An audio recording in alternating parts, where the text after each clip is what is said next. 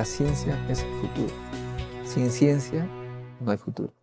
Hola amigos, soy Modesto Montoya, director y conductor del programa Encuentro con la Ciencia, un programa que se dedica a promover el desarrollo de la educación, la ciencia, la tecnología y la innovación a través de entrevistas con sus protagonistas. En esta oportunidad tenemos la alegría y el honor de contar con la presencia del ingeniero Guido Bellido, más conocido como Puca. ¿Cómo está, estimado doctor Modesto? Muy buenas noches. Un saludo muy especial a todos tus seguidores. Gracias por la invitación, doctor. A ti las gracias. He visto en tu historia que tú has batallado con los electrones. Bueno, sí es podríamos decir, un sueño que uno tiene en el colegio de apuntar un poco a lo que es la ingeniería. ¿Cómo te nació esa curiosidad? Bueno, desde el colegio. ¿Yo en el colegio? ¿Algún profesor en especial? Sí, yo tuve un profesor de matemáticas que siempre Ha habido un accidente técnico. nos ha exigido y nos ha orientado hacia la ingeniería. Tales caso, tengo tres, casi cuatro compañeros de mi promoción que han estudiado ingeniería electrónica. Cuatro, acá, o sea que hay un profesor bastante influyente. Sí, bastante influyente y además en mi colegio, que es la Gran Unidad Inca García de la Vega, tenía área técnica y nosotros llevamos también algunos introducción, digamos, a la electrónica. Porque además tú eres del campo. En el campo cualquiera hubiera pensado, caramba, agricultura, agronomía, pero este profesor influyó bastante en ti. Y además te has dedicado a la política desde muy jovencito. Bueno, como todo estudiante, uno va a la universidad bajo ciertos criterios y en la universidad encuentra otros criterios. Y yo tenía la idea de dedicarme a exclusividad, orientado a la carrera, ver círculos de estudio, como siempre en la carrera, pero me di cuenta que había una serie de problemas en mi carrera y también en la universidad. Así que los problemas académicos nos ha llevado no solo a ver los problemas, sino a levantar la palabra y muchas veces cuando uno opina, también te dan la responsabilidad. O sea, tú reclamas y te dice, o tú dices esto está mal, entonces decimos, vamos a reclamar, ¿quién va a hablar? Tú tienes que hablar. ¿Y cuál fue la primera vez que se te ocurrió subir al estrado o una mesa o para... ¿Cuál fue la primera? ¿Te acuerdas? No, lo que sucede es que en una ocasión el docente no llegó las 2 horas. Así que dijimos, no podemos perder 2 horas valiosas, vamos al departamento académico a reclamar y fuimos. Y tú adelante. Bueno, sí, en esa ocasión yo tomé la palabra y bueno, habría que reclamar o exigir a que el docente esté a la hora exacta. Uno tiene la idea cuando es ingresante o cachimbo en la universidad de que el docente va a estar desde el primer momento, pero hay veces da la casualidad de que los docentes aparecen después de 1 hora o hay veces aparecen después de un mes, ¿no? Y así, a medida que pasaban los años, fuiste tomando mayor responsabilidad hasta ser presidente de la gloriosa Federación de Estudiantes del Cusco. Sí, en realidad yo postulé a la vicepresidencia porque mi colega Laura, él ha sido en la plancha presidente, que es de ingeniería civil, yo vicepresidente de ingeniería electrónica, ¿no? Ese ha sido en su momento y participamos, yo participé por única vez en ese periodo, 2 años que dura, ¿no? Pero después siempre he sido una persona bastante activista, pero es la única que he asumido responsabilidad. Ahora, ¿ese espíritu te nació espontáneamente por profesor o en tu familia o en la tradición había esa voluntad un poquito, digamos, participacionista? Mi mamá es bastante participativa, Ah, ya sí, ves algo, algo claro. tiene que ver la familia. Ella es bastante activa, a pesar de que tiene solo transición. Antes había, pues no es como ahora, digamos, inicial, primaria, secundaria, sino antes había una transición, lo llamaban. ¿Se recuerda, doctor? Dentro de la educación, Transición, transición. después de uno a quinto año. Así es, entonces mi mamá solo tiene transición, pero ella es bastante activa, siempre en la comunidad, ¿no? Y a medida que ibas tomando esa responsabilidad, cuál era la reivindicación principal de los estudiantes? Bueno, primero,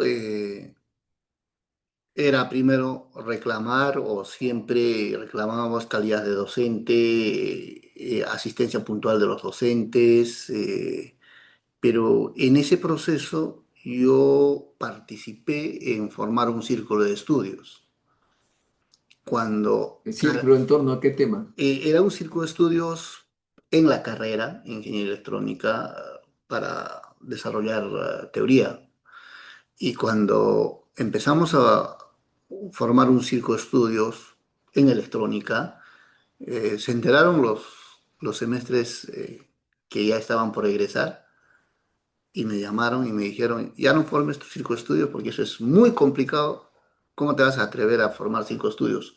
Nosotros estamos formando un círculo de estudios, que somos de séptimo, octavo semestre, y ven con nosotros. Claro, tú, pues, Y, cachipito, ven acá. y desarmaron el círculo de estudios, y nos invitaron a un bloque que ya estaba. Ahí un poco entendí cómo estaba funcionando la carrera y a partir de ello, eh, como yo era activo en el círculo de estudios, un día me amenazaron, dijeron, no te metas en temas políticos, nosotros vamos a buscar tu lugar y nosotros nos encargamos de eso. Así que fue una especie de amenaza y no me gustó, ¿no? Entonces, yo más bien al contrario, yo dije, no, o sea, no me puedes decir qué es lo que tengo que hacer. O sea, hay un espíritu contestatario, digamos. Muy Sí, bien, a partir de pisar el eso, poncho. sí, a partir de eso nos vinculamos y siempre las casualidades llaman en una ocasión, en una participación estudiantil, nosotros opinamos, quisieron ver más nuestra participación, participamos y después activamente hemos estado aportando, pero los principales era infraestructura, pabellones, que siempre se tomaba la universidad para exigir ello ante la autoridad universitaria. Eran problemas de matrículas, muchas veces te cerraban la matrícula y la gente de provincia se quedaba 300, 400, 1000 personas sin poder matricularse, habría que exigir ampliación de matrículas. No teníamos vivienda universitaria. Hoy la UNSAG tiene una bonita vivienda universitaria. Nosotros luchamos bastante para ello. En la actualidad tiene una capacidad casi para 400 estudiantes, una infraestructura maravillosa. No teníamos comedor universitario.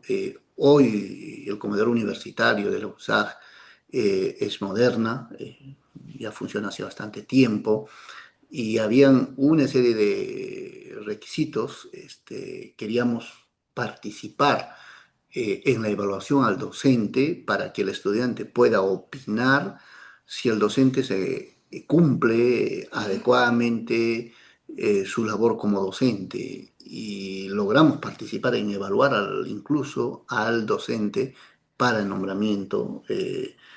Evidentemente no en temas académicos, digamos, del área, pero sí en conocimiento de reglamento, en manejo de herramientas que es accesible al estudiante, ¿no? Entonces, sí hay varias cosas que hemos accionado dentro del paso por la vida estudiantil. Y después, entonces, incluso has tenido que ver bastante con el comedor universitario. La comida de los comedores no es muy contundente, como diría una presidenta. No, bueno, en la UNSAC sí, el ¿Sí? comedor universitario es muy buena, pero nosotros no teníamos ni cena ni desayuno, solo almuerzo. En Ah, otras universidades es desayuno, almuerzo y cena. ya. Y nosotros hemos luchado por desayuno y almuerzo y cena. ¿Ya lo tienen Entonces, ahora? logramos nosotros implementar desayuno. Ah, Se dio desayuno, pero después de eso la autoridad creo que volvió a quitar.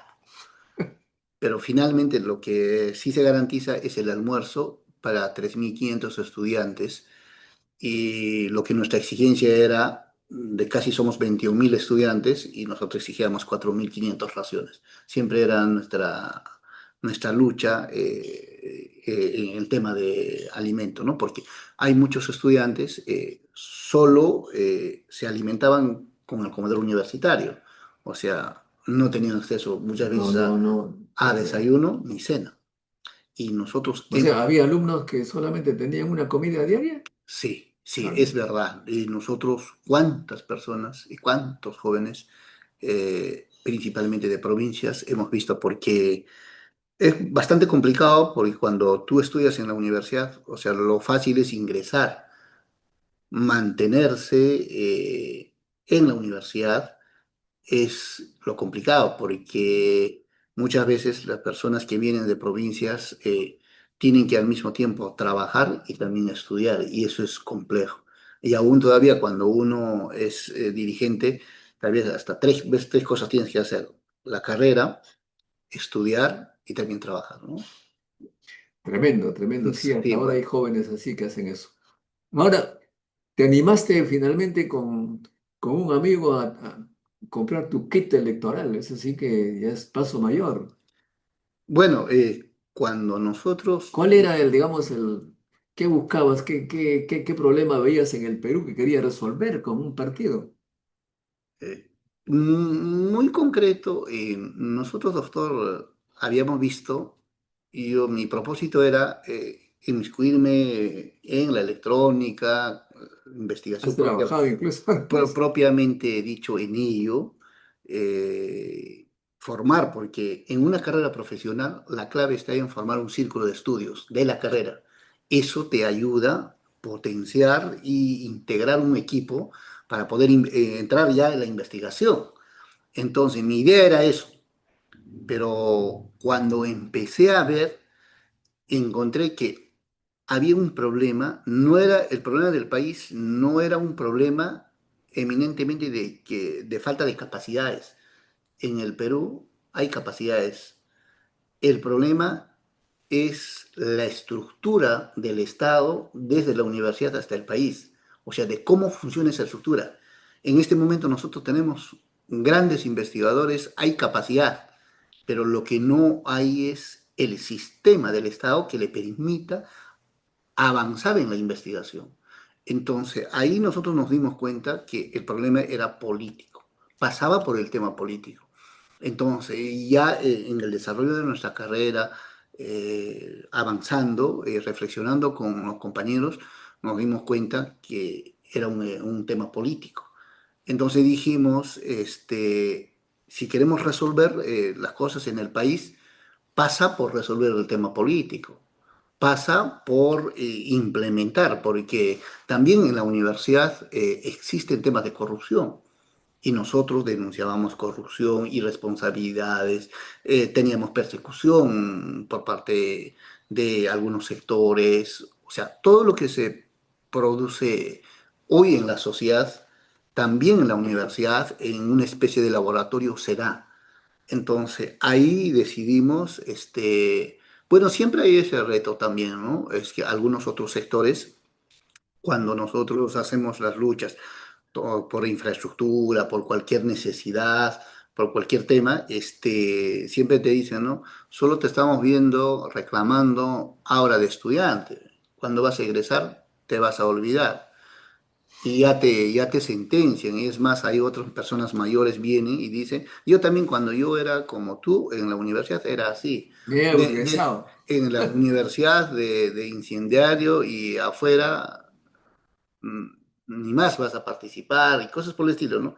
Entonces sí habíamos visto por conveniente poder participar en política y logramos comprar un kit electoral para inscribir un movimiento regional, para aportar nuestras ideas a nivel de la región. Bueno, y luego no tuvieron éxito un poco y fuiste contactado por Perú Libre. ¿Cómo fue eso? ¿Quién te contactó?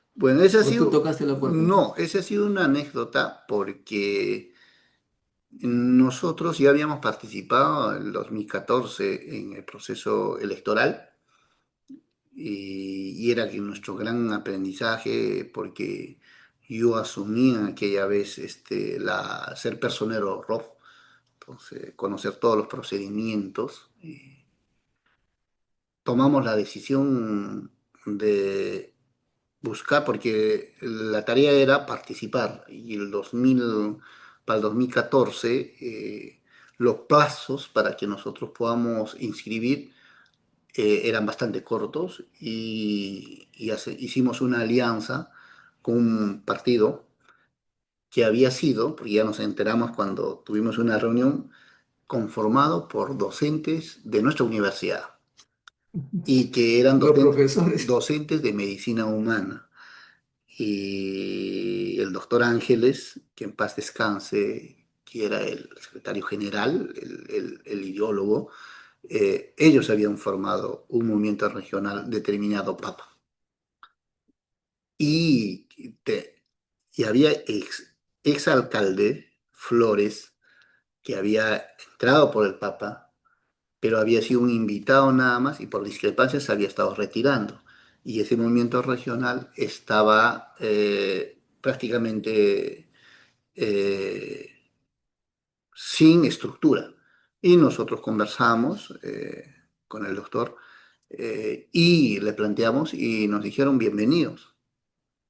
Nos incorporamos, nos afiliamos, asumí la tarea de asumir, apoyar desde la personería y en ese proceso participamos con todo lo que hemos podido hacer y armamos casi de la nada plancha regional, provinciales, distritales, ¿no? Esa ha sido nuestra primera participación.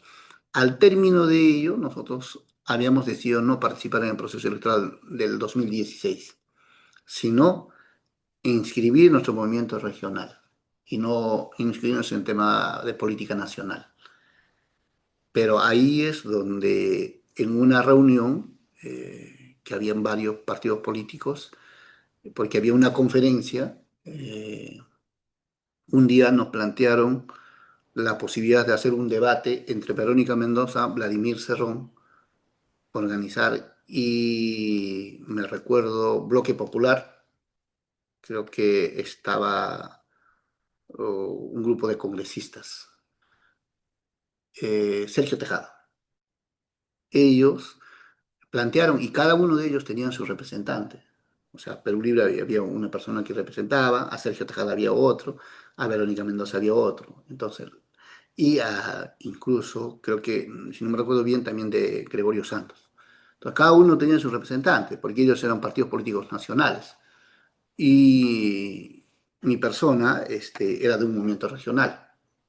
Entonces, entre todos, en una conversación informal, coloquial, pero dijimos, hay que llevar un debate entre los sectores de la izquierda de cara al país. Entonces, entre todos dijimos, pero ¿quién lo puede organizar? Porque si lo organizaba Perú Libre, lo uno o lo otro, sacaría ventaja. Entonces me dijeron, tú que no vas a participar y tú que eres de movimiento regional, tú organízalo. Y yo les dije, no hay problema para nosotros, nosotros lo organizamos.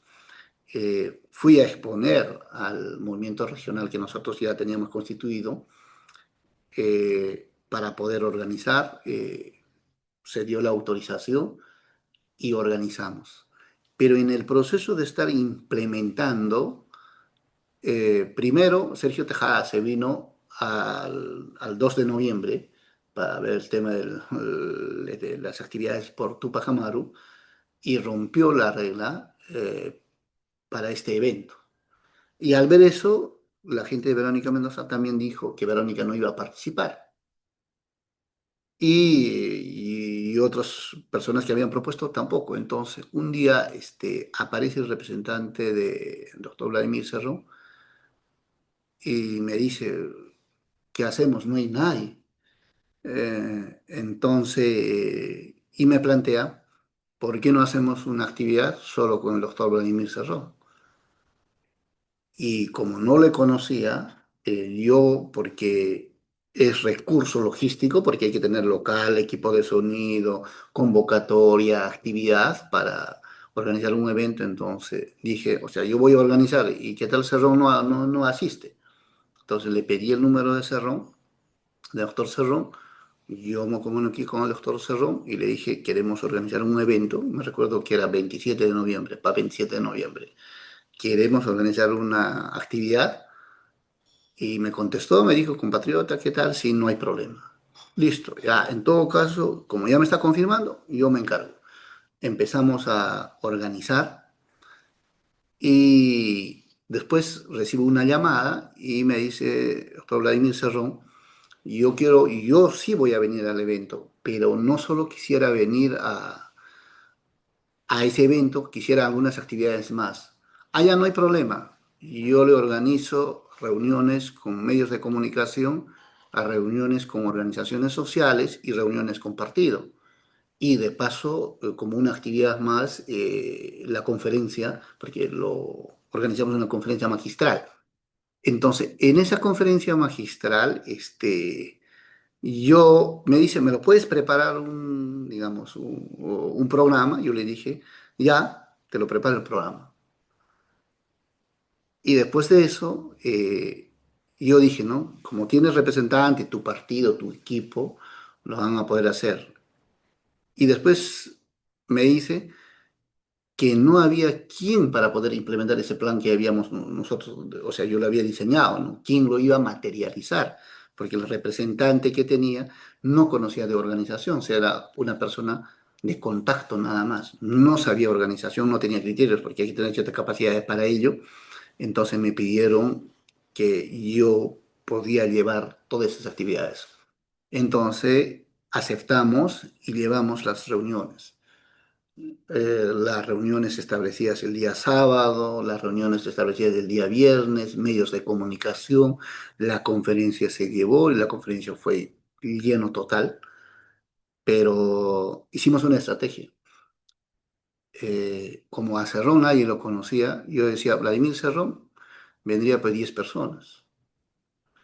Entonces eso sería un fracaso total. En la universidad nosotros previamente, o sea, hicimos un gancho. Organizamos un debate entre un cura y un docente materialista de filosofía Un creyente y un ateo. exacto, sobre idealismo y materialismo. Y eso a los estudiantes universitarios jala, pues, lleno total. Nosotros convocamos para las 4, a las 3 de la tarde y ya no había asiento y la gente ya estaba llenísimo. Entonces ingresó Vladimir Cerrón Qué y el impresión. ambiente estaba lleno total. Y él arrancó 40 minutos de su conferencia sobre la situación de partidos políticos en el país. Terminó y continuó el debate que habíamos organizado.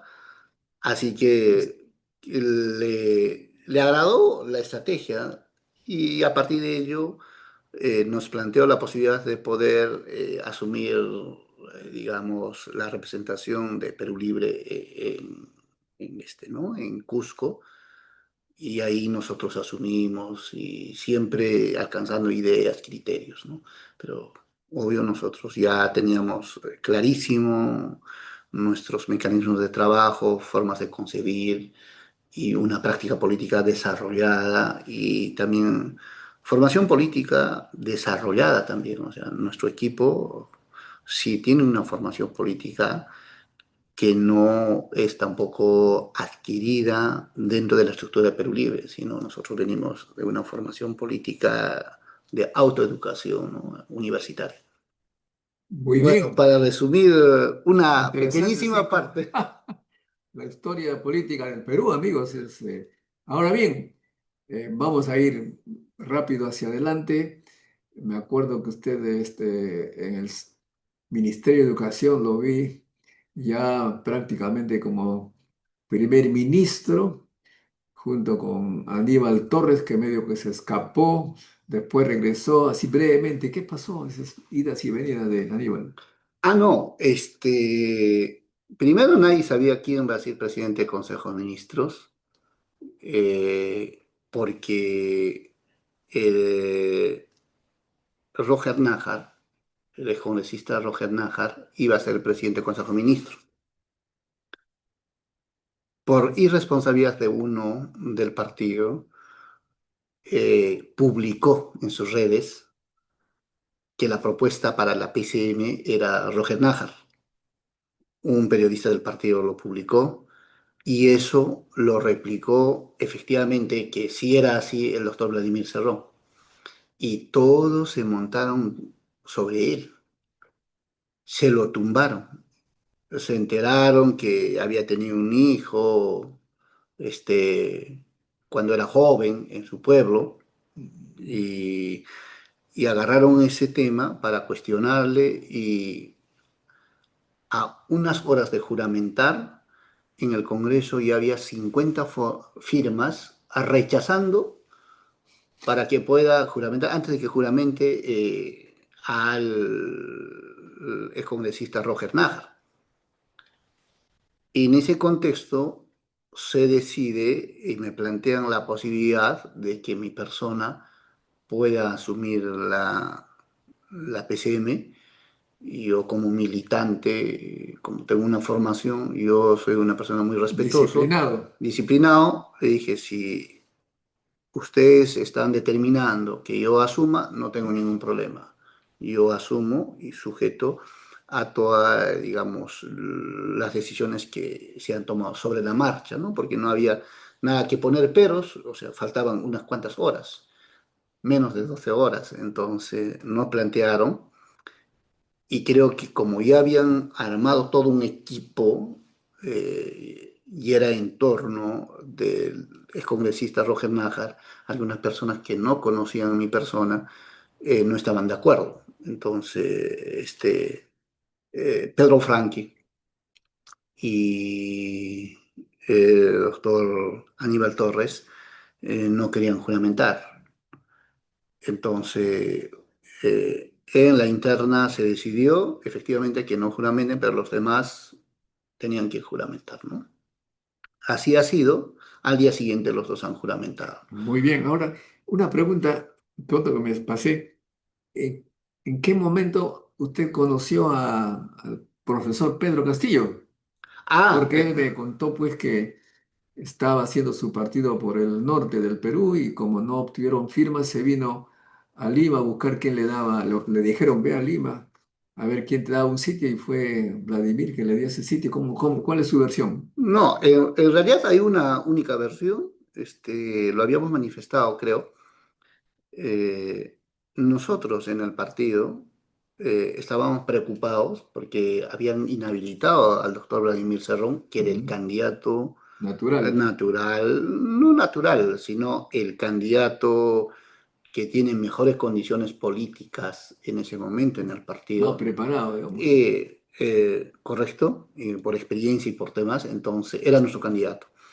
Al haber habido la persecución en ese momento digamos, las prohibiciones que han sido, las inhabilitaciones ya se habían dado, nosotros habíamos caminado buen tiempo con los fonavistas en poder hacer un frente, Mm, una alianza. Esa alianza se planteó de que el representante de los fonamistas quería ser candidato a la presidencia. así, ¿no? Entonces nosotros dijimos, o sea, bueno, al menos era nuestra postura, ¿no? Con esa opción no vamos a llegar a ningún sitio. O sea, y nosotros mostramos un poco nuestra negativa y al día siguiente ya nunca más hubo una reunión a partir de esa situación. Así que quedamos otra vez Perú Libre solos, después de haber trabajado varias actividades, a reuniones, bastante, y ahí cada quien empieza a carburar quién puede ser, a quién podemos incorporar. Y yo le comenté al doctor Vladimir, ¿por qué no le invitamos al profesor Pedro Castillo? ¿Y por qué, Pedro? ¿Cómo usted lo conoció? Y él también coincide y me dice, sí, yo también estaba pensando en Pedro, podríamos así. Y yo le dije, yo tengo su número, me comunico, ¿qué le parece, doctor? Ya, a ver, comunícate. Y doctor, de paso lo entrevisto, porque yo también transmitía, al igual que usted, me tenía mi programa, y, y lo entrevisté. Entonces, ahí, por primera vez, yo interactué, conversé con el profesor Pedro Castillo. Hemos visto que en vivo se conectaron alrededor de 400 personas en esa transmisión y sí había elementos para poder avanzar. Así que la razón de por qué yo he planteado, como yo soy, digamos, un poco inmiscuido en el tema político, siempre uno está analizando, viendo y evaluando. Cuando él hace su lucha de 2017 de los docentes, ahí esa lucha de los docentes lo encabeza un docente de Cusco, Ah, los cusqueños. El profesor Ernesto Mesatica inicia esa lucha y si viene a Lima y después de un tiempo, a nivel nacional, los docentes se desplazan al país y por política lo desplazan a Mesatica y retoman la lucha sobre la base que ha luchado Cusco, diferentes regiones, y esas regiones eligen como su líder a Pedro Castillo. ajá. Entonces ahí yo dije que Cusco estaba perdiendo un presidente, un candidato al presidente de la República, que debería ser Ernesto Mesatica. Entonces él retornó a Cusco. Y a partir de ello, siempre hemos seguido los avances que tenía Pedro Castillo, contactando en algunas regiones, activando y formando, porque ellos estaban en una lucha contra Patria Roja. Entonces, esa lucha contra Patria Roja, los maestros a nivel nacional era ascendente. Y como nosotros también habíamos tenido encontrones con Patria Roja, entonces había ciertas similitudes. Entonces ahí nosotros nos dimos cuenta que sí se estaba forjando un espacio social sumamente interesante. Y la segunda vez que lo vi ya bastante de cerca al profesor Pedro Castillo ha sido cuando nosotros organizamos el primer encuentro de Voces del Cambio, que se llevó en Junín, el 26 de enero del 2000, este se llevó de 2020. Entonces, no, no, 2020 no, el 2019 creo, Voces del Cambio, sí, 2019. Entonces, ahí es donde lo vimos y el profesor Pedro Castillo quería participar en esa reunión y quería ser escuchado y hizo su berrinche, atiéndame que soy yo el dirigente, pero le dijeron y yo dije, pero díganle pues que esta es una reunión de partidos políticos. No somos Estado, no somos nada, o sea, que tendría que ver con un gremio. Los gremios tienen que exigir eso, pues. Pero ahí yo noté que él quería un espacio político, ¿no? Porque era una reunión de partidos políticos. Un gremio no tendría que nada que ver en un partido político. Pero sí, él le exigió. Lo escucharon. Ahí estuvo Verónica Mendoza, Vladimir Serrón, y también estuvo ahí Gregorio Santos. lo escucharon, expuso sus problemas del sector y así quedó. Pero de ahí le despidieron. Gracias, ya te lo escuchaba. Y entonces, Mm, ¿cuántos días antes del plazo final hubo ese llamado a don Pedro para... No, eso fue pasándolos más o menos en agosto, eh, en, la- en agosto de 2020, ¿no? Ujú. Sí, en agosto de 2020 ha sido esa comunicación, lo entrevistamos, al final de la entrevista yo le pasé el ideario del partido y le pasé la ficha de afiliación, porque la afiliación se cerraba el 30 de octubre, y así que le dije, profesor, evalúalo, te invitamos y listo. Muy bien, Él decidió afiliarse, se afilió, se le planteó los criterios de alianza que se tenían que dar, todos los pormenores, una vez, porque nadie sabía que Pedro Castillo se iba a afiliar. Es decir, ultra secreto, hasta que aparezca en el ROF. Porque si antes decíamos que Pedro Castillo se va a afiliar a Perú Libre, yo estoy seguro que hubieran saboteado esa afiliación. me hubieran atacado un montón. Sí, entonces dijimos ultra secreto. Secreto. Cuando apareció en el ROF, ahí debe estar el doctor Vladimir, lo compartió. Bienvenido al partido, soy Pedro Castillo. Porque yo lo pasé, le dije, ya está, el hombre ya está afiliado, ya tenemos. Muy bien, entonces vayamos nuevamente a ya cuando eran gobierno. Ustedes recibían pues ataques de la gente que ya sabemos que simplemente no querían para nada que se queden un minuto siquiera en Palacio. ¿Cómo fue eso? O sea, Eh, terrible. Mucho estrés. pero estaban desesperados porque estar 200 años en la conducción del Estado y tomar decisiones y después en un mes haber perdido todo esa práctica, No lo podían pues creer. no lo podían creer, pasaron una noche terrible, ¿no? Es más, a nosotros no nos dieron ni la mínima posibilidad de poder ganar, se reían. Y porque a una semana de cierre nos daban 2,3%. O sea, cuando ya no se puede hacer las encuestas, ese último, dijeron, Pedro Castillo, 2,5%, jajaja. Pero nosotros ya habíamos levantado Otra encuesta. nuestra data y nosotros sí teníamos ya una presencia importante. Yo anuncié en mi cuenta que me recuerdo bien a mediados de febrero que a partir de esa fecha había una subida exponencial de Perú Libre, ¿no? Iniciamos un proceso exponencial de 30 días donde Perú Libre va a ser la verdadera opción. Y Nosotros según estábamos la seguros. evaluación que ustedes han hecho, ¿qué cosa fue que lo que disparó la voluntad popular? Primero, que el sector económico no pudo usar toda su artillería, porque estábamos en un tema de COVID. Ah, ya, ya, ya. Claro, entonces nos pusimos igual, igual. O sea, El COVID aplanó las cosas. el COVID aplanó las cosas, porque este tema funciona así.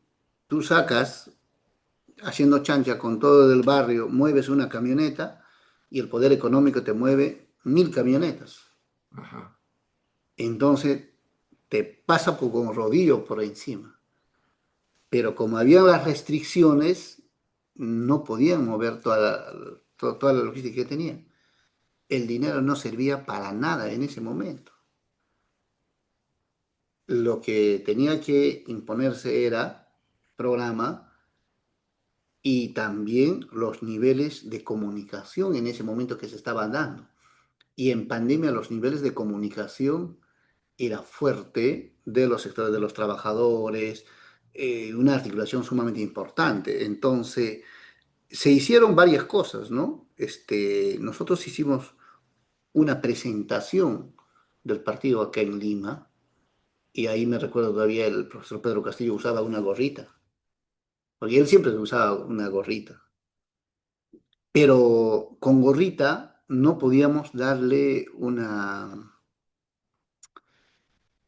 participación preponderante. Entonces, una noche, en la primera presentación que era en su barrio acá en Lima, de un familiar del profesor Pedro, se reunieron como 30 personas, nos reunimos, estuvo en ahí, que en vida fue Martina Portocarrero, una hermana luchadora que aportó bastante en la campaña, a quien le tributamos y reconocemos todo su aporte. Y nosotros lo invitamos, siempre le habíamos admirado en la vida estudiantil, era una especie de un ídolo de nuestra parte por las canciones y por todo lo que Claro. interpretaba ella. Y buscamos y nos comunicamos para que ella sea candidata a Lima. Ha sido candidata, pero lo retiraron por temas de falla en la inscripción. Pero a pesar de ello, ella apoyó bastante, ¿no? En el proceso de la campaña. Y justamente con ella y todos conversamos y dijimos, el hombre de Cajamarca. ¿Qué se pone en Cajamarca? ¿Es la alforga o la chalina? El sombrero. Entonces ahí dijimos, tienes que dormir, Con despertarte sombrero. con el sombrero y no tienes que quitar para nada el sombrero. Muy bien, ahora, ¿y Dina? ¿Cómo sale Dina? Dina, cuando estamos armando la plancha, eh, opinando y demás, ¿no es cierto? Este, lo que sucede es que no había quién iba a ser la candidata, pues, porque fácilmente una persona no acepta ser candidata a la vicepresidencia. Y no solo era candidata, sino que tenía que tener alguien que salga a pechar y que ponga el pare. Entonces estábamos en evaluación, cada región estaba evaluando, nosotros también evaluando a quién proponemos, y por ahí sale el doctor Vladimir. Yo propongo a la compañera Dina Boluarte. ¿Con qué base? ¿Qué dijo? ¿Cuáles fueron sus fundamentos? No, simplemente es bien plantada, ha sido candidata y el compañero ex congresista Roger Nájar también le secundó. Está bien. Y así ha sido, ¿no? Así ha sido. Bueno, muy interesante. Vamos a pasar entonces luego a la parte caliente, es la actualidad, porque francamente eh, hay pues cosas que son bastante preocupantes. Pero para terminar esta parte, digamos, en la primera parte del gobierno surgen pues algunos ajustes y desajustes, y uno de ellos es el caso del ministro de Relaciones Exteriores, nuestro amigo Héctor Béjar, que estaba muy animado desde siempre, ¿no?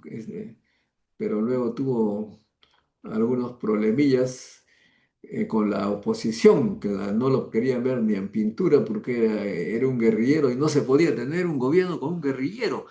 O cuál es más o menos yo conozco un poco del exterior, no conozco muy bien, pero es necesario esclarecer esas partes históricas del Sí, Perú. sí, en realidad la Marina había sacado un pronunciamiento y la Marina, la parte castrense, no está autorizado no, constitucionalmente para hacer opinión política.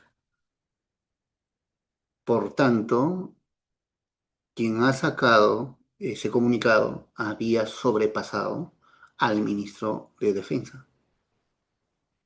Ese es el hecho concreto respecto de una conferencia que había dado el canciller de entonces.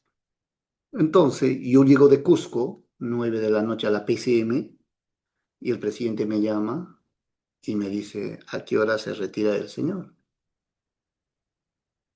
Refiriéndose al canciller Béjar. Y yo le dije, presidente, hay que reunirnos para ver ese tema. Y me dice mañana, 5 de la mañana, en la presidencia. Y al día siguiente, así ha sido efectivamente, fui entre 5 y 6 de la mañana, nos reunimos y el presidente me indica para que yo pueda comunicar al canciller Béjar que deba presentar su carta de renuncia. Y le indiqué, ¿no? Por la presión de... Por disposición del presidente, canciller tiene que presentar su carta de renuncia. Ese ha sido muy concreto y hay algunos otros asuntos que se han producido a ello, pero ya ajeno al canciller Béjar, otros temas que se han dado allí que tienen que ver con la decisión respecto a todo este problema que se había generado, pero el presidente dispuso eso, ¿no? Porque muy bien podría haber otras acciones al respecto, pero el presidente decidió que solo Béjar sería el quien deba presentar su carta de renuncia. O sea, Pues fue yo comprendo. una decisión del presidente de la República, ¿eh? No, es que todo cambio, usted sabe, usted ha sido ministro, todo cambio pasa por la decisión del presidente. No puede el presidente del Consejo de Ministros determinar, en este caso, el retiro de un ministro, ¿no? Entonces, ahí creo que algunas personas han tergiversado de como que yo hubiera determinado, ¿no? Yo sí tengo que cumplir lo que indica el presidente y la indicación del presidente ha sido clara de comunicar la presentación de su renuncia, ¿no? Permíteme hacer unos 6 minutos de intermedio para que respiremos un poco y le voy a pasar un evento que ha sucedido, estamos también en actualidad, ¿no? Correcto. Hoy día llegué a las 8 de la mañana, 7:30 a la Universidad de Ingeniería y me encontré con varios profesores de mi edad que no podíamos ingresar. El sindicato de trabajadores de la SUTUNI nos había cerrado la puerta, así que regresamos a esa hora los ómnibus del Metropolitano era casi nos exprimen. Unos 6 minutos, ¿me permite? Adelante, doctor. La ciencia es el futuro.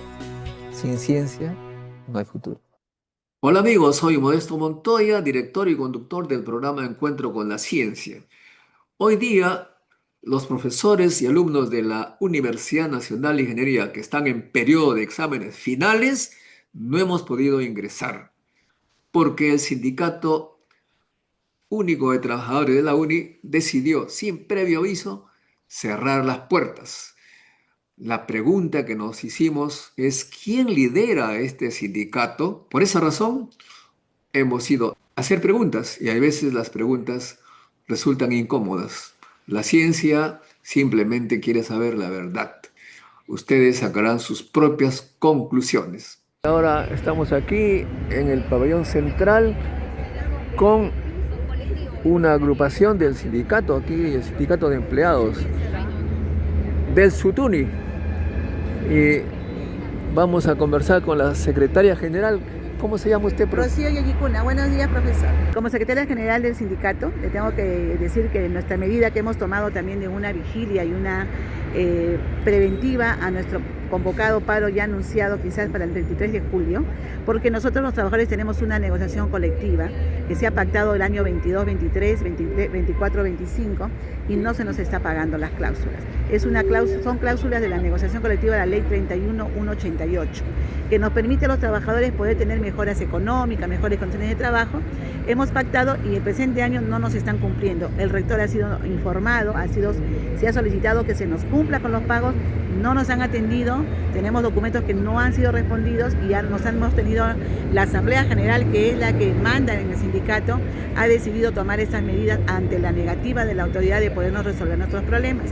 Incluso tenemos ahorita también otra negociación que estamos actualmente llevando y también nos quieren poner trabas para poder lograr mejores condiciones para los trabajadores. Ese es el motivo de nuestra medida de hora de vigilia que se ha acordado por la Asamblea General.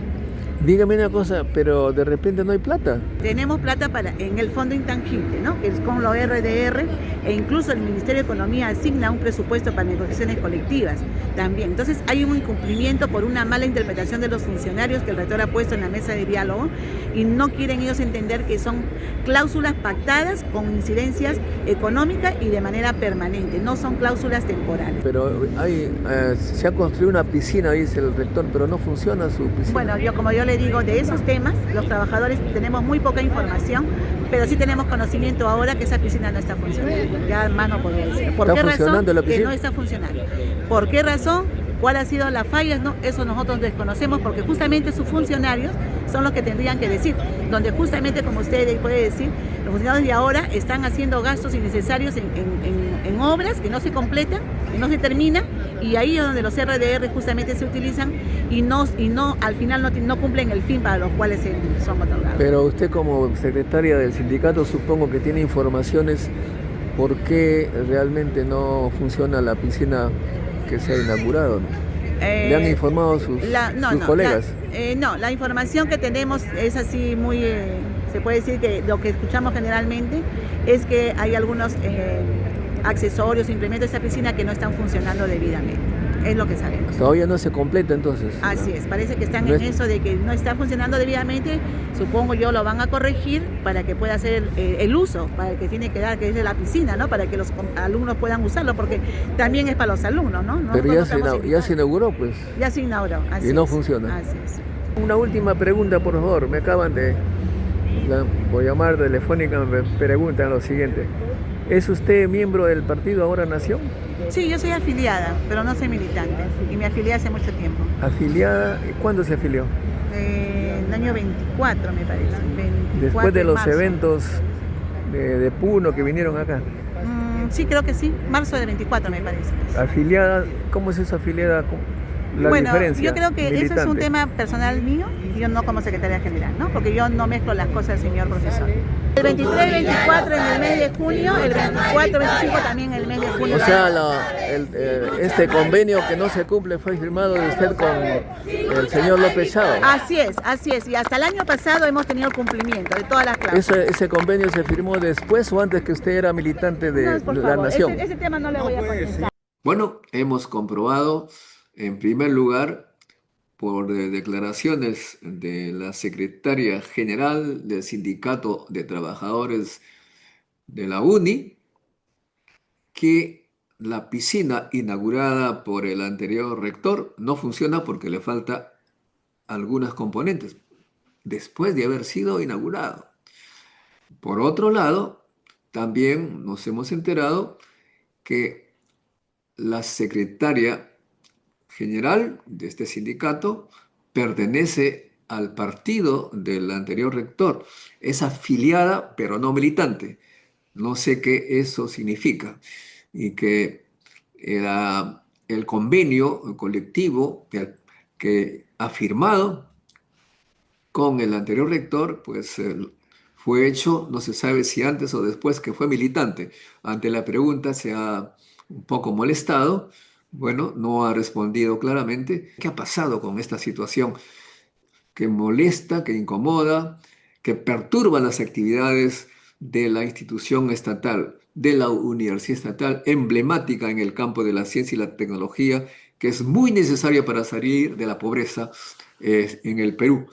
Hasta un próximo encuentro con la ciencia, amigos. Muy bien, amigos, ha sido entonces un pequeño video donde se muestra un poco lo que ha sucedido en la Universidad Nacional de Ingeniería, solamente para un poco mostrar la actualidad. Y ya regresamos entonces ahora con el congresista Guido Bellido. Es un gran amigo, compañero de trabajo por algún tiempo, y justamente de eso queríamos hablar, de ese problema de nuestro trabajo como ministros. Ahora, tú fuiste a visitar a don Pedro cuando estaba ya en la cárcel, ¿no? Y Sí, me acuerdo haber escuchado que no te quiso contestar la razón por la que dio ese discurso muy extraño que hasta ahora no tengo una teoría que explique. Sí, yo fui uno de los primeros congresistas en visitar a Barbadillo después de que le apresaron y lo primero que pregunté era cuál había sido la motivación. Entonces, y el presidente me dice, no me recuerdo. Pero en el son, o sea, Medio no, en el son de evadir el tema. evadir. No, porque simplemente, y yo he aprendido eso, ¿no? Los abuelos, cuando tú preguntas demasiado, te Dice, dicen, no, te ¿no? recuerdo. Umay merajra, eso quiere decir, mi cabeza está partida, así que no recuerdo nada. Entonces, me dice algo similar, bueno, yo lo tomé también bastante coloquial y no le insistí sobre el tema porque entiendo que no quería tocar el tema. O sea, no quería eh, hablar de cuál había sido la motivación absolutamente. Es un misterio, ¿no? Así es. Entonces, insistir, digamos, al profesor Pedro Castillo de decir de por qué, porque tampoco no es correcto. Uno tiene cierta consideración y empezamos a hablar sobre otros temas, ¿no? Sobre su familia y más escucharle a él. Entonces, cuando yo salgo, a la puerta, pues, toda la prensa se me viene y yo transmito literal, Tal ¿no? cual. Tal cual, ¿no? El presidente dice que no se recuerda, pero la especulación a partir de ello y los muñecos que arman es tremendo, pues. Bueno, la prensa, como sabes, cualquier cosa que tú digas le encuentra la forma de hacer una gran noticia, ¿no? Sí, pues, entonces, Por eso a ese ha sido veces, parte. por eso a veces no quería hablar el presidente Pedro Castillo porque sabía que cualquier cosa que pronunciara iba a ser contra él. Porque para la prensa se dice todo lo que digas será usado en tu contra. Exactamente. Sí. Como alguien me dijo, eres dueño de tu silencio y esclavo de tus palabras, ¿no? Dice el gran secreto, no decir nada a nadie, cosa que así no se entera. Ahora, francamente es un misterio lo que ha sucedido, ¿no? Porque yo, francamente, como ministro, he tenido algunas sorpresas. Llego al despacho y encuentro a un joven de apellido Bobbio, que era asesor del ministerio, pero bueno, en temas que no tenían mucho que ver con el ambiente.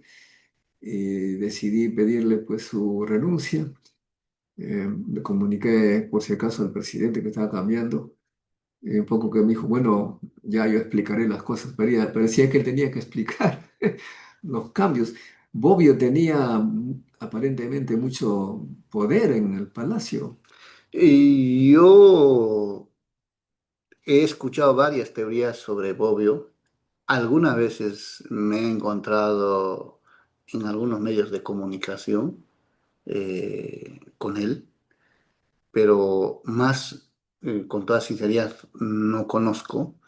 Pero lo que sí para algunas personas, casi ya en la última parte, el profesor Pedro Castillo creo que ha ampliado el perímetro de su entorno de decisiones políticas y ahí han entrado personas probablemente con propósitos nada sanos y han estado llevando, desde mi punto de vista, a una estrategia justamente eh, que yo llamaría una especie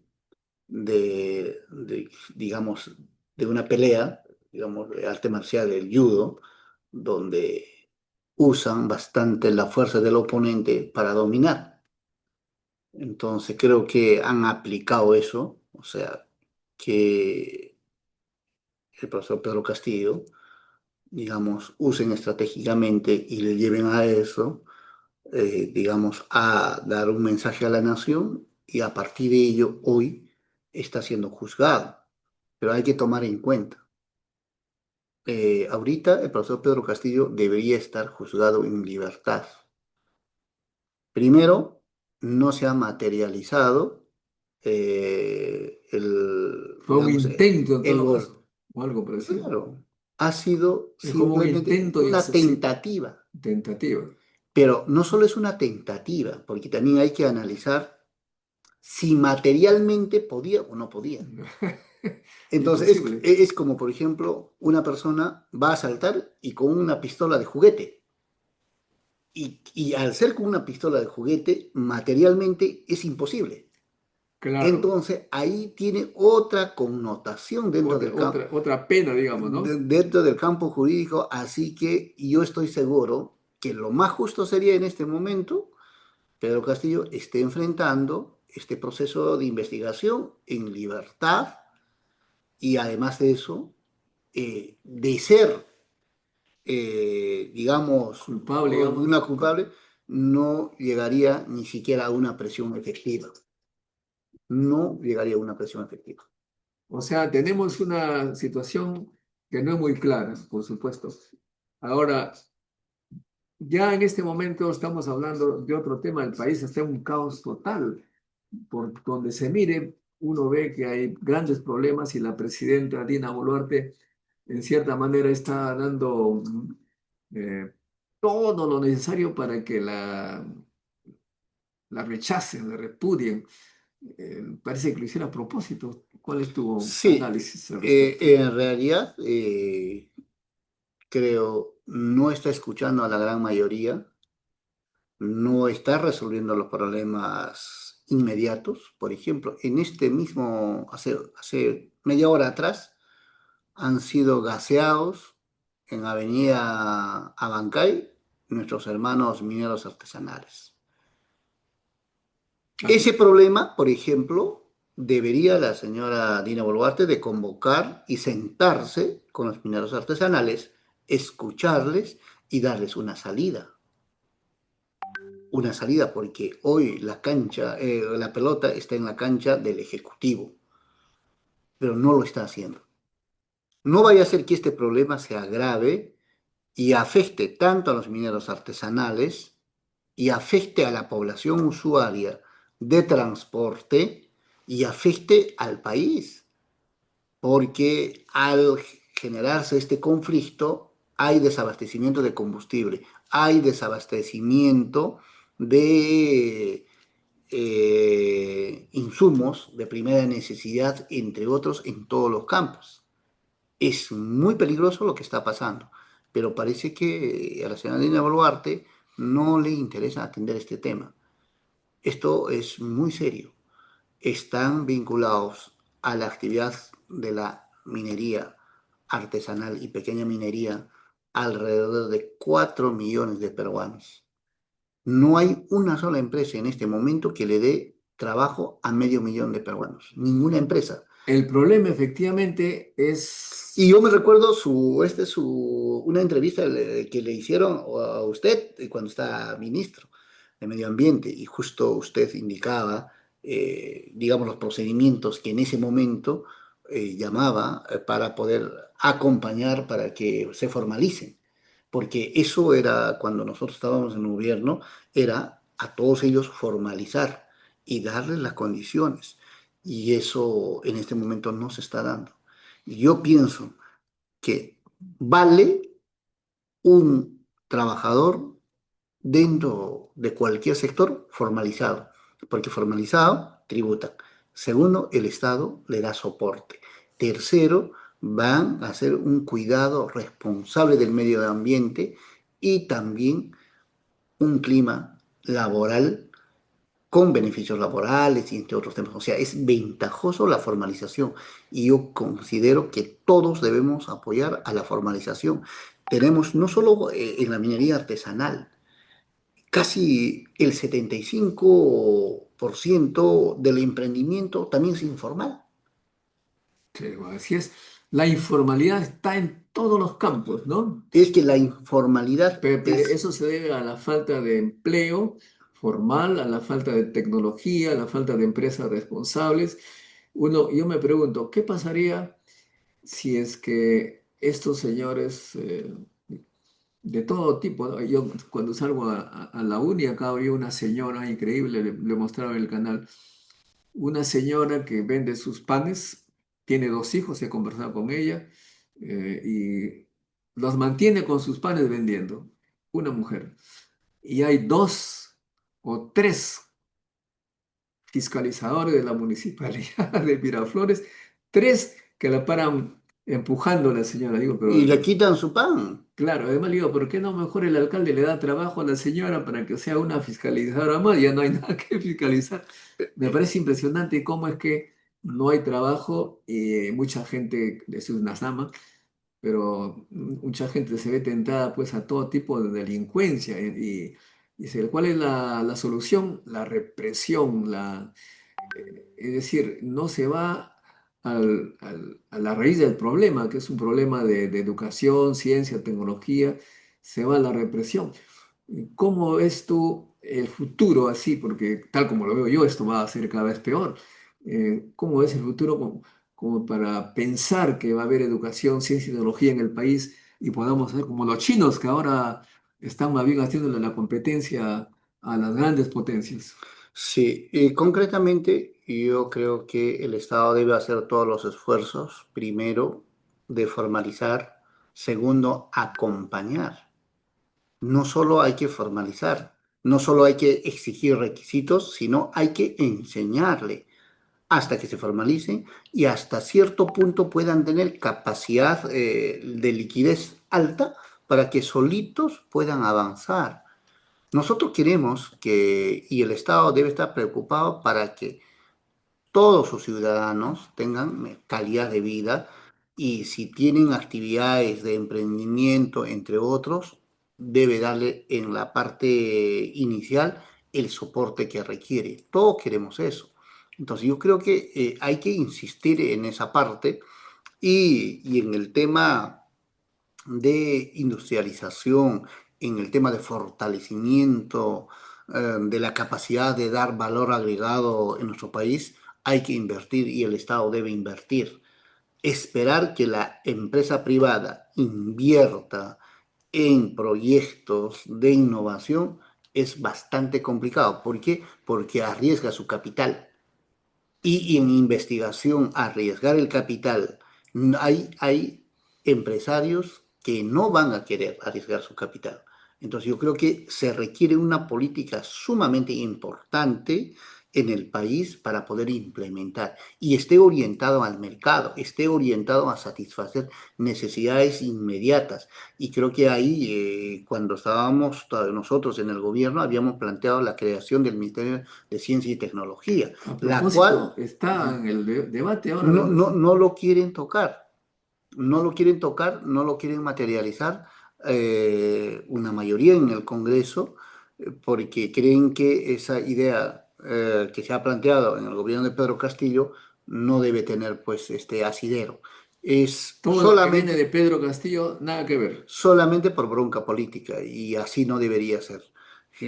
Lo correcto es lo correcto, lo necesario, lo pertinente debe andar, no importa que existan contradicciones de carácter político, pero técnicamente sí se requiere inversión para la investigación y además hay que abandonar, doctor, las maestrías y los doctorados de fines de semana, que Ah, son muy precarios, que no tienen nada de rigurosidad, sino hay que pasar como Estado, invertir para que tengamos maestristas, doctorados a dedicación exclusiva, investigando los problemas reales que tiene el país. muy O importante sea, eso. ahí sí vamos a tener, porque si yo a los investigadores le remunero por su trabajo y su producto me va a servir para sacar al mercado y para potenciar el aparato productivo, ¿quién no va a querer trabajar? Y eso sí es competencia, pero no vamos a poder competir pues con maestrías y doctorados de fines de semana. Y eso es lo que hay. Entonces, creo que hay mayor esfuerzo. Entonces, hay que trasladar estos fondos que están orientados, muchos millones que se pierden en corrupción, a este sector, a la investigación, a darle valor agregado a nuestros recursos. Por ejemplo, debería obligarse a las empresas que sacan minerales y están sacando en piedra, en bruto, que den valor agregado y que saquen. Bueno, Y entonces, y hay que obligarlos, porque igual las van a necesitar, porque si de acá sacamos en bruto y allá se da la cadena productiva, entonces allá es donde se genera el empleo, el ciclo virtuoso, ¿no es cierto?, de la transformación, mientras que en el Perú no hay nada. Y eso es lo que estamos viendo. Entonces no estaríamos viendo, por ejemplo, este 500.000 de peruanos, no todos estarían trabajando solamente en la actividad de la mina artesanal, sino ya tendrían otro espacio más. ¿Cómo vamos a generar si ahorita tenemos al menos en busca de trabajo casi 1 millón de peruanos? ahora la crítica que hace la- los periódicos, los medios dicen, esos congresistas como Guido Bellido deben estar financiados por la minería ilegal. Por eso es que hablan así. Es que cada delincuente piensa en su condición, cada ratero piensa en su condición. Eso es lo lamentable. ¿Por qué?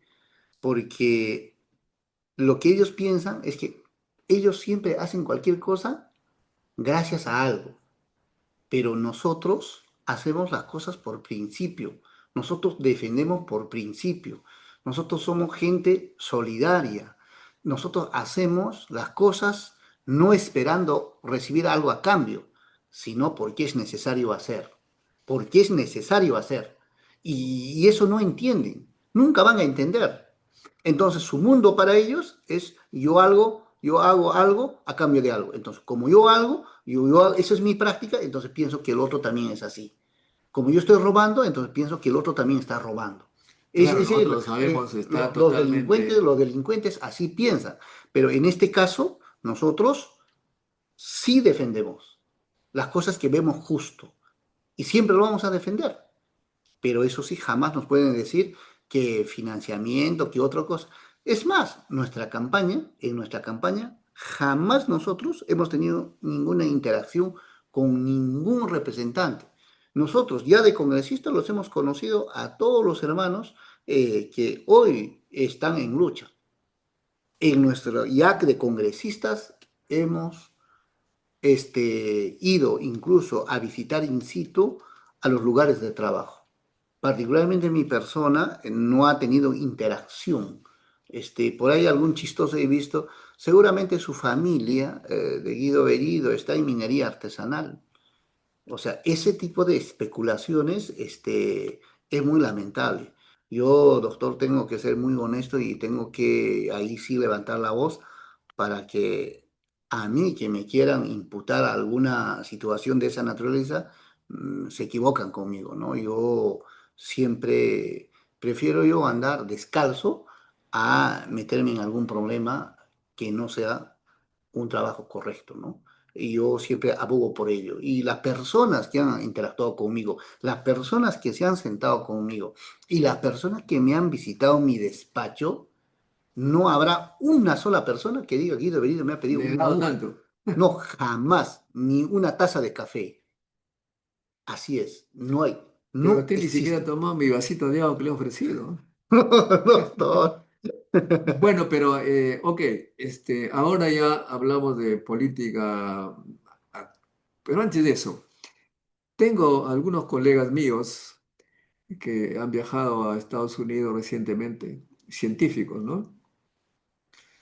Y me han dicho una cosa impresionante. ¿Usted ha tomado ahí el avión en el aeropuerto actual? Sí, ¿Cómo está el aeropuerto?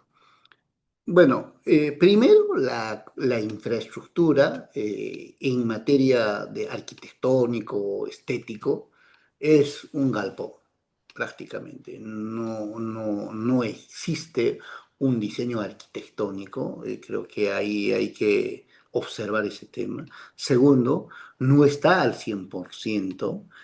Y tercero, eh, los criterios de acortar distancia en el aeropuerto, creo que no han hecho un estudio adecuado. Así que uno tiene que caminar siquiera unos 20 minutos a media hora para llegar a la puerta, en muchos casos, en muchos casos. Entonces, yo creo que eso falta. sí pueden habilitar todas ellas y poder evitar ese tipo de traslados tediosos. Mucha gente a veces, ¿quién viaja en el avión? Un sector importante es el adulto mayor, porque Eso es lo que justamente por tierra no se puede trasladar. Entonces, en el aeropuerto nadie se preocupa de eso. Hay mucha gente que no puede trasladarse o puede estar viajando por tierra horas y horas y opta pagar más dinero a cambio de ese sufrimiento. Entonces, eso no se toma en cuenta en el aeropuerto y eso es un tema muy crítico. Esa es la lógica principal que se debería trabajar y por eso deben acortarse estos espacios tediosos y largos de traslado. Y evidentemente hay una serie de falencias, sigue habiendo todavía en el aeropuerto que esperamos que puedan superar. Y además creo que debe tener la posibilidad de que funcione el antiguo y el nuevo. a mí lo que me han dicho, Guido, es que una persona, dos personas de mi edad, ¿eh? Dos, y otras más, pero los de mi edad, digo, son dos, que tenían que ir a Nueva York, han tenido que, dentro del aeropuerto, han tenido que llevarlos en silla de ruedas porque es muy lejos para ir al gate. Dice, no sé, 3 kilómetros, 4 kilómetros, no sé cuánto me dijeron, que es una cosa impresionante, cómo es que es difícil dentro de ese aeropuerto llegar a su destino. Es demasiado, es Pero demasiado. entonces, ¿cómo han planificado eso? Y ha sido inaugurado, además, me cuentan ellos que le han dicho que se terminará en el 2028. Los dos amigos, no, uno, perdón, que vive en Estados Unidos, ha dicho, nunca voy a regresar a este aeropuerto porque es el más horrible de todos los que he conocido. Aquí le puedo mostrar en el WhatsApp, ¿no? Dice, nunca he visto, es el más horrible del mundo, dice que. ¿Te crees eso? El diseño, en realidad, han tratado de hacer un diseño pensando en el colibrí de las líneas de Nazca. Mire lo que para que usted lea, yo le he preguntado simplemente, cuéntame cómo fue tu experiencia en el nuevo aeropuerto. En 4 líneas le pregunto, no me hagan el discurso.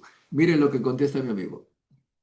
Aeropuerto, si es un almacén, es el más horrible que he conocido. Bueno, tiene, Ese bueno, es el uno. El otro dice que no va a volver nunca más al Perú. coincide conmigo. Es prácticamente una nave industrial, ¿no? Un galpón, porque no existe estética, no hay nada. Mejor estaba el anterior. Entonces, No, pues el anterior es otra ¿por qué cosa. lo han El cambiado? anterior es, bueno, está bien que cambien y que hay que, Pero que por pero, lo menos para se mejor, mantenga ahí hasta que el otro esté completo, claro, pues. pero al menos para mejorar, no para complicar al pasajero, al usuario. Parece que nos odiaron esto. Ese es un abuso. Y ahí han tratado de imitar, digamos, el diseño del colibrí de las líneas de Nazca, ¿no? Porque es una Ah, especie de colibrí. Pero lo que tienen que ver es de desplazarse de de una ala a otra ala, pues, es tremendo. Si por alguna situación tu vuelo iba a salir en un punto y después te cambian, digamos, a otro, uf. Y además, a fin de que tú puedas consumir, te dicen en por qué puerta vas a abordar, faltando media hora. caramba. Pero además señalan los amigos que las aerolíneas, el United de Estados Unidos, dice, ante esa situación, ¿cómo está el aeropuerto? Están enviando aviones viejos, ¿no? Ya no envían los modernos y que una cosa impresionante, dice que tienen solamente 7 sitios para primera y mi amigo es un científico que trabaja en el extranjero, gana mucha plata, ¿ah? Él siempre viajaba en primera, pero ahora dice que $7.000 en primera para ir a Estados Unidos por esas dificultades, porque no pueden haber aviones grandes y por lo tanto hay aviones con siete. Una cosa impresionante. Bueno, no, mejor no sigamos que nos vamos a amargar. Cuéntame, Guido, ¿qué planes hay? ¿Qué convenios, qué tratos, qué conversaciones? Porque desde que yo tengo uso de razón política, desde los años 80, he escuchado tantas veces la palabra unión, unidad, el unir, izquierda unida, y veo que hay pues mucha, más bien, discrepancia, desunión. ¿A qué se debe ese virus? ¿Es peor que el COVID? Sí, ¿Cuál es el problema? doctor, la práctica es criterio de verdad y nosotros hemos desmistificado eso. O sea, lo que hemos visto en la teoría hemos trasladado a la práctica. Es una ilusión creer la unidad, porque por naturaleza cada partido no se inscribe para hacer una unidad, sino para participar, para pelear. Entonces, cuando tú haces unidad, estás anulando a todos ellos. Ese camino no existe. Quisieron hacer en Perú Libre eso. Y cuando iban a hacer eso, la candidata, y no iba a ser Pedro Castillo, sino iba a ser Verónica Mendoza. Y ¿Qué Verónica, pasó? Verónica Mendoza en ese momento, pues era prácticamente, era toda una todopoderosa que nadie podía hablar con ella Sí, ¿no? y claro, unas poses, pero así No era muy, muy de, humilde, no era modesto. pero eso no existe. Entonces, sin embargo, yo he sido una de las personas que se ha opuesto a esa unidad, Ah, caramba. porque se está concibiendo mal, porque en la unidad, en las alturas, ¿eso qué es? Nunca se van a unir y no deben unirse. ¿Y por qué se van a unir? La unidad debe darse la unidad en torno a un programa, a un partido y un candidato. Ahí viene recién la unidad. Y la unidad la va a dar el pueblo peruano. Porque mira, en la derecha, o sea, a la izquierda o a la gente de este lado del pueblo, te dicen, debes unirte. Pero ellos acaso se unen. Fíjese, mira, nosotros hemos pasado con 37 congresistas, un solo partidito. Y otro de izquierda que es Juntos por el Perú, con sus 5 congresistas más. Y al otro lado tienes 7 partidos de derecha que conforman casi 90 congresistas. Casi 90 congresistas. Entonces, ellos sí participan en cantidad. Ellos, ¿cuántos partidos tienen ahorita? Casi tienen 40 partidos, la derecha. Y el otro lado tiene 3 partidos. Y a ese que tienen 3 dice, únete, peor. Bueno, pero ahora la opinión pública, mejor dicho, las redes sociales con influencia, que se escuchan todos los días, señalan que ya no hay izquierdas en derecha porque la izquierda se ha echado al fujimorismo y están votando como si fuese un solo partido dirigido por Keiko. Bueno, hay Y posturas. además, dice la presidencia de la República se ha convertido en la Secretaría General del Congreso que hace la ley y la presidencia firma. Es lo que Pero, claro, el ¿Es verdad Ejecutivo, eso? ¿Tiene algo de fondo? no, el Ejecutivo en este momento está conocido por Fuerza Popular. ¿Por qué? Por Fuerza Popular está conocido el Ejecutivo. El Ya, Ejecutivo, o sea, los que han perdido hoy tienen el gobierno. claro. O sea, eso qué duda cabe. Y no nos los van, o sea, el perro muerto no nos van a tirar a nosotros de ninguna manera. ¿No? O sea, esa es su responsabilidad y que asuman toda la responsabilidad. Pero retomando a este tema de la unidad, hay que pensar bien la unidad. Lo que yo pienso es que cada partido político debe plantear sus candidatos y el pueblo peruano sabrá por quién optar. Pero pues, Ahora, entonces hay 40 y tantos partidos, habrá pues pero algunos que tienen... hay 40 en la legalidad, ¿Qué? pero en la práctica, doctor Modesto, no hay 44. Cada O uno sea, no va de... a tener 0,1%. No, lo que pasa es que cada partido, por ejemplo, un partido X, que está ahorita en el Congreso, tiene inscrito otros partidos con otros nombres. Hay corporativismo. ¿Se recordará? Los 40 no van a presentar candidatos presidenciales. Ajá. Entonces, en realidad van a competir 15 partidos políticos. ¿Usted va a ser candidato? No puedo ser candidato, doctor, ¿Por qué? porque yo estoy afiliado a un partido político que Ya, está en vías de inscripción. todavía le falta. Nosotros, todavía desde la vida estudiantil nos habíamos propuesto de plantear un partido político para el país. Con mucho esfuerzo estamos avanzando en esa línea, nos hemos afiliado y esperemos que cumpla todo el procedimiento y logra inscribirse. Entonces, al estar inscrito en este partido político, no podríamos postular a la candidatura presidencial que, a propuesta de ciertos hermanos, podría ser un elemento a evaluar. Entonces, eso queda descartado, doctor. Nosotros tenemos que continuar en nuestra labor de ser congresistas y desde cualquier lugar siempre modestamente aprendiendo de usted, aportar y alcanzar nuestra voz si acaso fuera necesario, doctor. ¿Y no tiene usted, digamos, alguna preferencia por algún grupo de partidos? Mira, en este momento no hay, ¿No conversa con nadie? hay la posibilidad de que tal vez más adelante, en su momento, puedan haber alguna invitación para participar, Mm. pero ya en la plancha diputados o senadores, y cuando exista una real posibilidad, como usted afiliado a un partido, les plantearé, evaluarán, y si ellos dicen, Guido, sí debes participar, podría ser ya un elemento de evaluar. Pero en este momento, pues todavía estamos en la etapa donde hasta agosto tienen plazo los partidos políticos para hacer su alianza.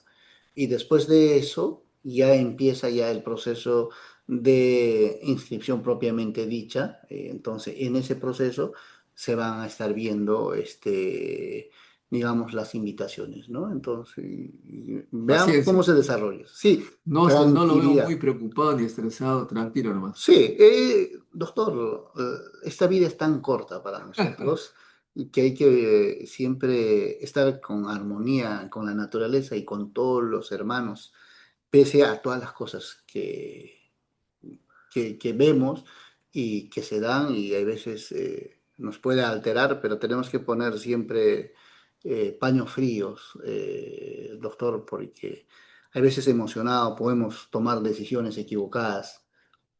¿Cuándo fue la última vez, para terminar un poco ya esta noche, que conversó por teléfono o por lo que fuera con doña Dina Boluarte? Yo no he tenido oportunidad de conversar con Dina Boluarte desde que he dejado la PCM.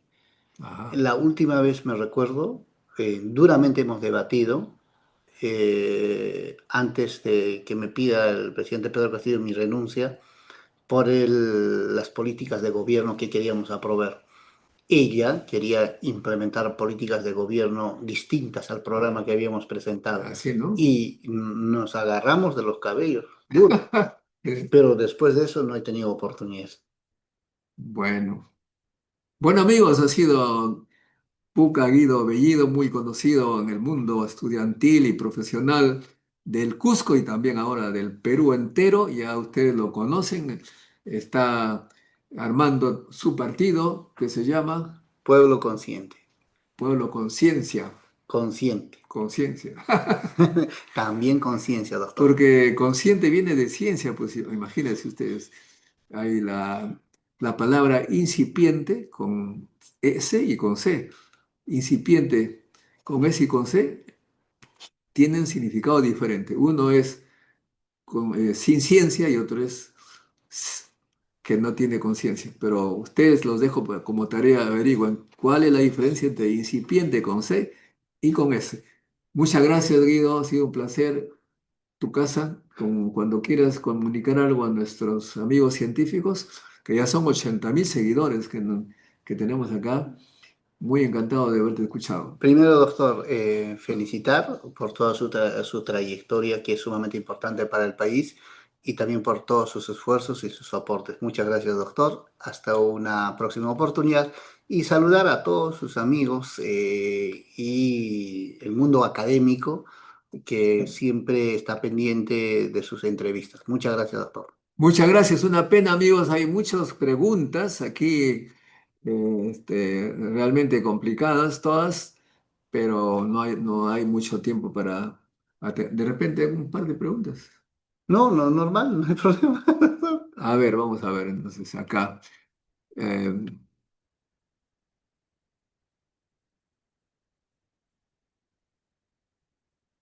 dice Vladimiro, para que la minería se formalice en el Perú deben revertir las concesiones, dice.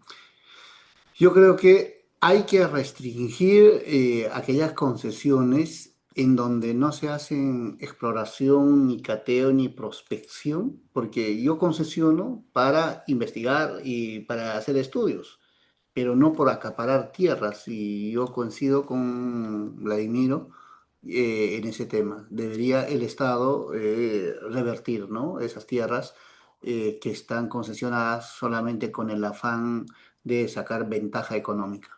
Bueno, Vladimir, ahí tiene la respuesta. Dice, vamos a ver otra.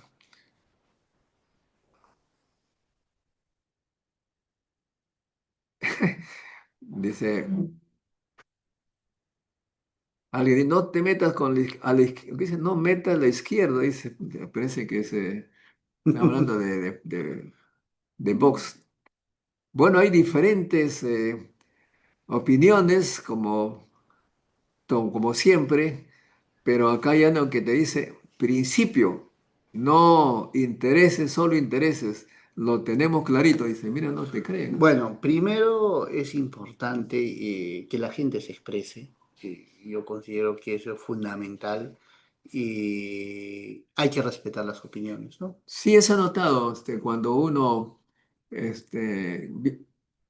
viaja en el mundo peruano, siempre, como tú has señalado, ¿no? Siempre la gente cree que el otro piensa igual que uno, ¿no?